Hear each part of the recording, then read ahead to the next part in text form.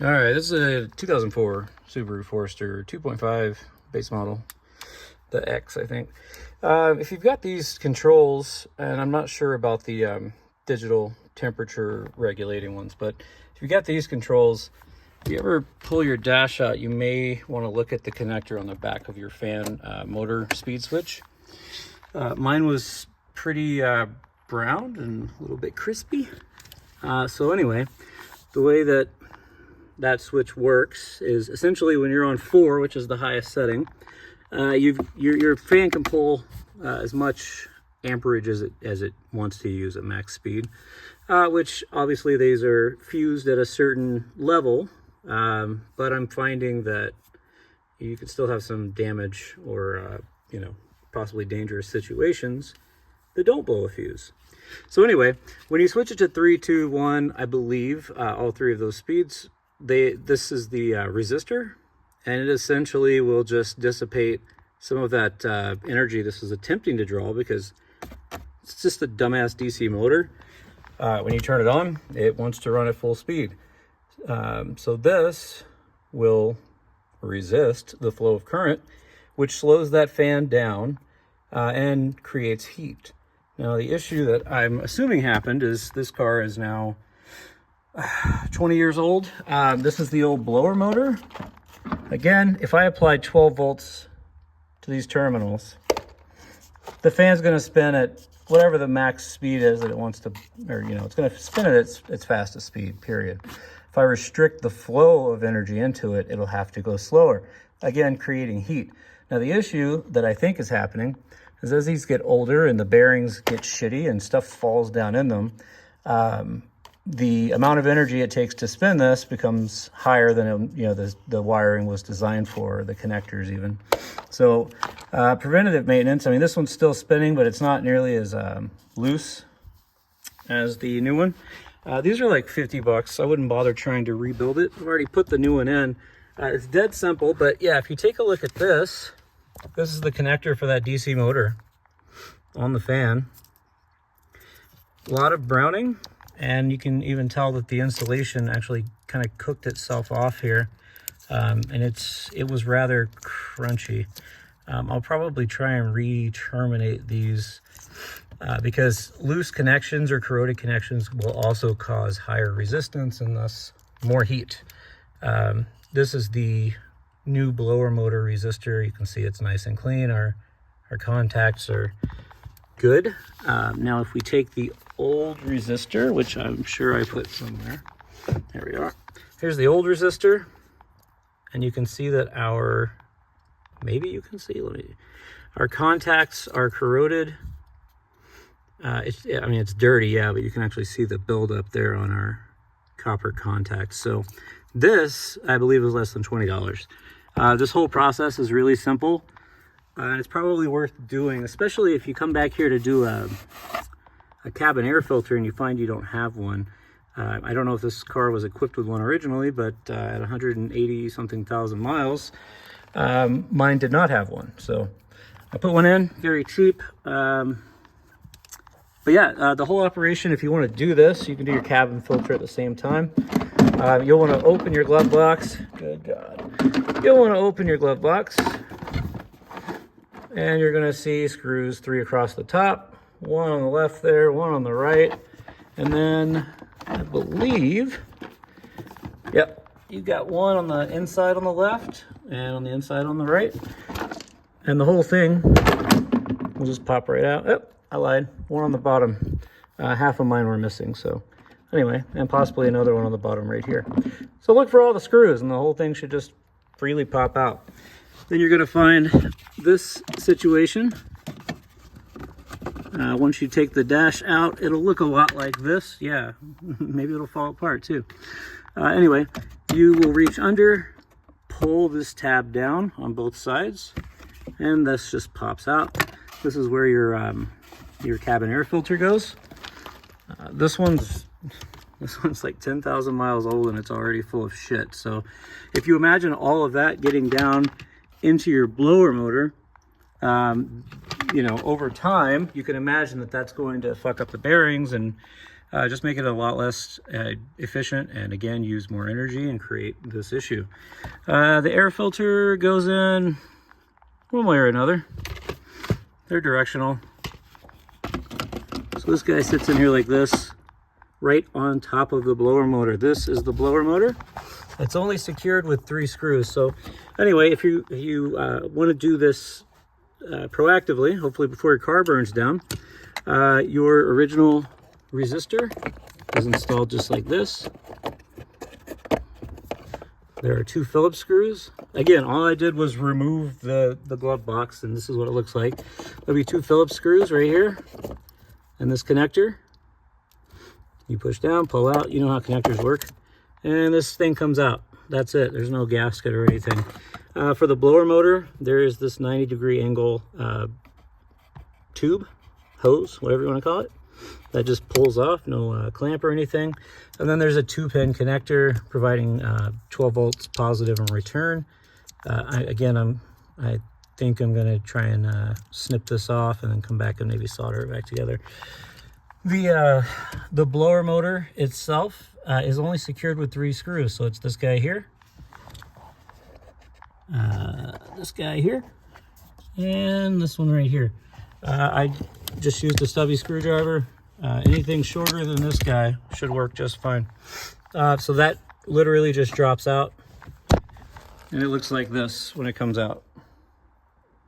And it looks like this was the original one. Same brand, Zexel, for the resistor and the motor.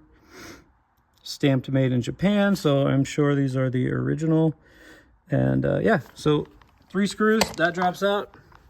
Align the new one, pop it in, 3 screws to put it back in, reconnect this pipe, reconnect your connector, or clean it up like I'm gonna do.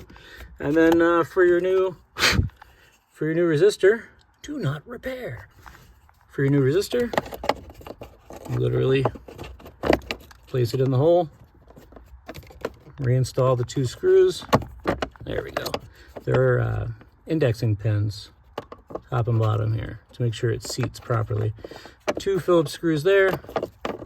This connector goes into it, and throw an air filter in. Reinstall your housing cover bobber like this. Sure, I'm going to pull it right back off because I'm going to clean that filter up. And that is it. That being said, I just noticed this up here. We'll see if I can't dig further, but that's all you need to know to do your blower motor and resistor. All you need is a Phillips screwdriver and possibly a little electrical know-how if you find something crusty or crustier than this. The fan itself should have lower resistance, and I'll actually confirm that here in a moment by hooking it up to power and seeing how much it draws. Might be okay to run that if I reinstall straight up to a 12-volt lithium battery that I put together quite a while ago. I've got jumper leads here, and you'll notice I've got negative on the left, which is opposite what I just said. The SAE connector I'm using right now swaps red and black, so that's actually positive on the black, negative on the red. And I just attempted this a moment ago and discovered you really need to keep your hand on it or clamp it. So I'm going to get a clamp, see what happens. All right, we're going to settle for this. Clamp wasn't going to do it. And then we'll switch over to my app to see how much wattage we're actually using. Tremendous amount of air. So this is the replacement. All right, so results on that, being given 13 point whatever the hell this is charged to, simulating basically the alternator on. We pulled about 160 watts, so let's do the same test with this. Fuck it, we'll do it live.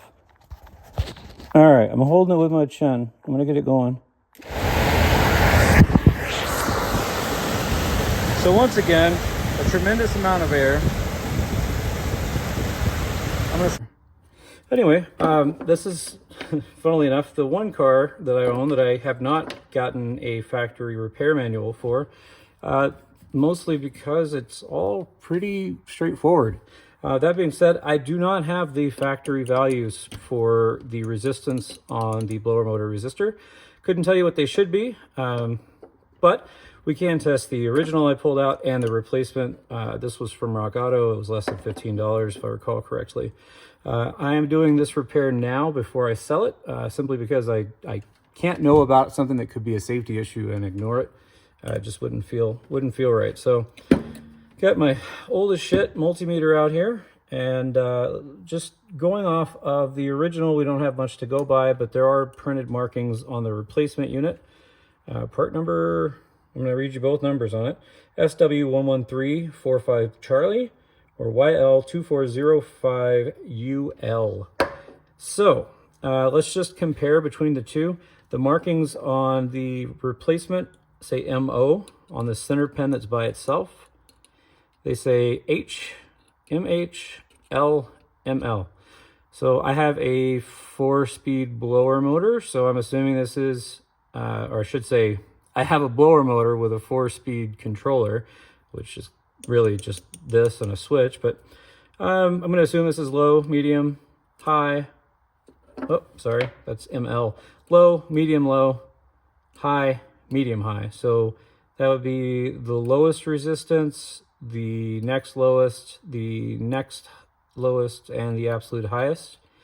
I got that backward. The highest resistance would be low. The next highest would be medium low. The next highest would be medium high.